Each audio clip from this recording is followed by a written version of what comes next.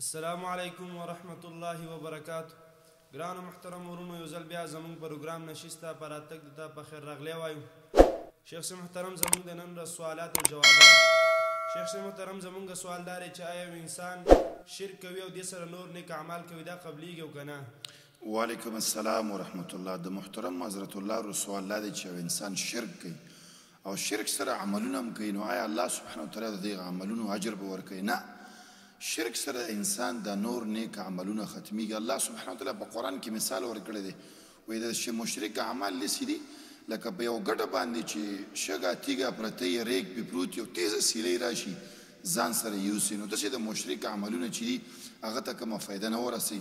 دې د خاطره مسلمانانو د پکار دي چې د شرک نه ځان وساتي. په مختلفو شرکونو کې چې ځانونو ته مسلمانان وایي هغه پکې اخته دي.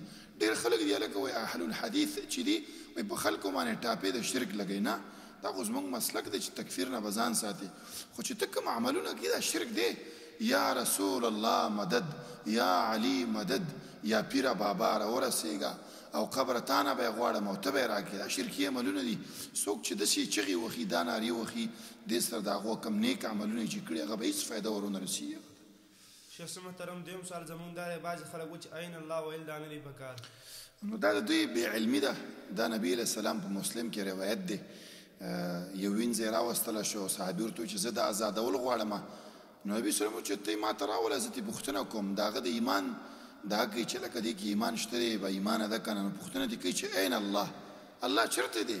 نو هغه ورته چې فی السما. فی السما دلته په معنا دا چې بره د اسمانونو دی، پاس ته اشاره ده چې رب العالمین زموږ بره دی. نو دا خبره کول چې عین الله پوښتنه کول د چا نه دا غلط دی او دا دی. نو زموږ نبي علیه السلام پوښتنه کړې، په دې باندې کتابونه لیکل شوي دي. امام ذهبي رحمه الله په کتاب لیکلی د الله د علومو ته، دا د بدعتیان دا خبره کوي، ځکه د هغو خو دا عقیده ده چې الله نه ښکته دی نه پورته دی نه ګس طرف ته دی، او بعض ځای کې دا نورې خرافاتي عقیدې ورسره بیانوي چې هر ځای کې دی. دې پوښتنه کې شرعاً هېڅ قباحت نشته. شیخ صاحب محترم، دریم سوال دا دی چې یو انسان ته به دا څنګه پته لګي چې ما سره رب العالمین مینه کوي؟ کله چې الله رب العالمین ته په نیکۍ کې استعمالولی. الله په قرآن کې فرمایي چې قل ان کنتم تحبون الله فاتبعوني. ای نبی، دا خلک دا دعوه لري چې موږ نبي علیه السلام سره محبت کوو، نو ورته وایي چې زما اتباع وکړئ. نو کله چې تا اتباع د الله او د رسول کوله، ته په نیکیو کې استعمالېدلی، نو ته پوه شې چې الله رب العالمین تا سره محبت کوي. کله چې تا کې عمل د قرآن سنت موافق موجود و، نو ته پوه شې چې تا سره الله سبحانه وتعالی محبت کوي. مشهور حدیث هم بدلیل دی چې انسان فرض منځونه کوي، دې سره نوافل کوي او طاعتونه ورسره کوي، نو بیا دا چې کوم نیک اعمال کوي الله سبحانه وتعالی هغه ته په دې باندې درجې اوچتۍ د دي. نو چې ته کله نیک اعمال کوي، نیک اعمال مخکې موږ وضاحت کړی، نیک اعمال څه ته ویل کېږي؟ هر هغه عمل چې هغه په اخلاص باندې بنوي او د نبي صلی الله علیه وسلم د سنتو موافقي. دا چې تا کله کول که هر قسمې ګوره، که فرضي روژه وه، نفلي روژه وه، فرضي مونځ دی، نفلي مونځونه دي، حجونه دي، داسې نور طاعتونه په دین اسلام کې د نیکۍ ډېر شکلونه دي چې دا تا کله کول په نیکۍ کې استعمالېدلی، نو پوه چې الله رب العالمین تا سره محبت کوي. شیخ صاحب محترم، بل سوال زموږ دا دی چې بعضې خلک چې کله دا مونځ وکړي د هغې نه پس دا ګوتې ښکلوي په دې سترګو کې او په سر باندې، نو دا عمل څنګه شي؟ نو په خلکو کې ډېر بدعتونه دا رایج دي. بعضې خلک دا چې مونځ وکړي او په سر باندې لاس کړي، یا قوي یا قوي دا ووایي. بعضې خلک چې مونځ ختم کړي په سترګو لاس کړي، یا نور وایي. دا بدعي اذکار دي، دا چېرته په قرآن او حدیث کې ذکر نه دي. نبي علیه السلام چېرته د فرض مونځ نه سنت نه وروسته دا اذکار نه دي لوستلي، چېرته یې لوستلي هم نه دي. دې د خاطره ناشنا خبره ده چې کوم سنتو کې اذکار نقل لی، هغه نه خلک خبر هم نه دي. استغفار نقل لی، الله اکبر، سبحان الله، الحمدلله نقل لی، آیت الکرسي نقل لی، اخرنۍ سورتونه بعضې نورې ادعیه نقل لی، هغه نه خبر هم نه دي. بس دغه بدعي اذکار به وکړي، سمدستي به سنتو جګ شي، او دا هم یو خلاف سنت عمل دی چې فرض مونځ وکړي او سمدستي پاسېږي. نو دې نه وروسته ذکر اذکار دا ما چې کوم بیان کړه دا کول پکار دي. په سر باندې لاس ایښودل او په سترګو باندې یا قوي دا لوستل چېرته ثابت نه دي. شیخ صاحب محترم، بل سوال زموږ دا دی چې د شعبان کې روژې نیول د دې حکم څه دی؟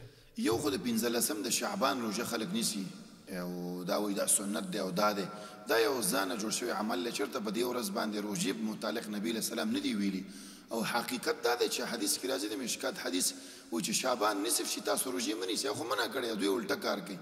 هلکه وایي دې باندې دا شوی دی نصف شعبان کې دا کېږي او هغه کېږي، هېڅ دې کې خاص کوم صحیح روایت نشته دی.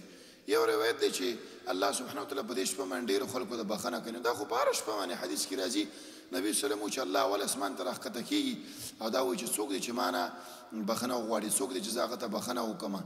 نو دا خو هره شپه کې دا فضیلت شته. د نصف شعبان کوم خاص فضیلت په صحیح حدیثو کې نشته، نه پکې روژه شته، نه کوم خاص عبادت شته، نه ځان ساتل پکار دي. شیخ صاحب محترم بل سوال زمونږ دا دی چې د حایضې زنانو لپاره کوم عبادت جایز دی او کوم نه دی جایز؟ حایضه زنانه چې مونځ نشي کولی هغه نه شریعت منع کړې ده. نور دا نور که ذکر اذکار کې تلاوت کې دا جواز لري. دلیل په هغه حدیث د عایشه رضی الله عنها دی چې هغه نبي صلی الله علیه وسلم ته ویل چې یا رسول الله ما ته حیض رسېدلی او هغه په حج کې وه. نبي صلی الله علیه وسلم هغه ته وایي چې ته هر کار کوه سوا د دې طواف نه.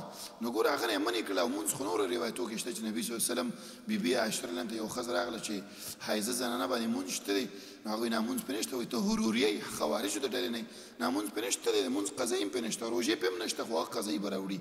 نو حایضه زنانه چې ده هغې باندې مونځ نشته دی، روژې میاشت چې راغله روژه به نه شي، خو د روژو قضایي به راوړي. نور ذکر اذکار کې تلاوت کې دا کولی شي، هغه نه څه منع نشته. شیخ صاحب محترم بل سوال زمونږ دا دی چې آیا داسې امام پسې مونځ کول جایز دی چې هغه قرائت غلط کړي، صحیح قرائت نشي کولی؟ نو چې هغه امام چې قرائت غلط کړي، الفاظ د حروف و مخارج چې غلط ادا کوي. اوس مثال کل هو الله احد، دا کل که قل، دا کل معنا د اخرى او قل ووایه، زموږ اسمان فرق شو. همداسې د حروف او مخارجو کې غټ مشکل لري. نو داسې امام پسې مونځ نه کول پکار، ځکه مونږ مسجد ته ولې ځو؟ دې دپاره ځو چې زمونږ دا مونځ ښایسته وشي. اوس یو امام زمونږ مونځ خرابوي، زمونږ عبادت خرابوي، داسې امام پسې مونځ نه کول پکار. وایي قرات غلط دی، مونځ تیز کړي، رکوع سجده تیزه، داسې امام پسې مونځ صحیح نه دی. شیخ صاحب محترم بل سوال زمونږ دا دی چې آیا مونږ داسې کوم عمل وکړو چې په هغې سره زمونږ د مونځ سره شوق او مینه محبت پیدا شي؟ اول خدا دی چې انسان په دې عقیدې باندې عقیده جوړه کړي چې ګوره زما د ژوند مقصد دا دی چې الله پیدا کړی ما خپل عبادت ته. وما خلقت الجن والانس الا ليعبدون. الله وایي چې ما نه یې پیدا کړی خپل عبادت ته. د ژوند مقصد پیژندل دا ضروري.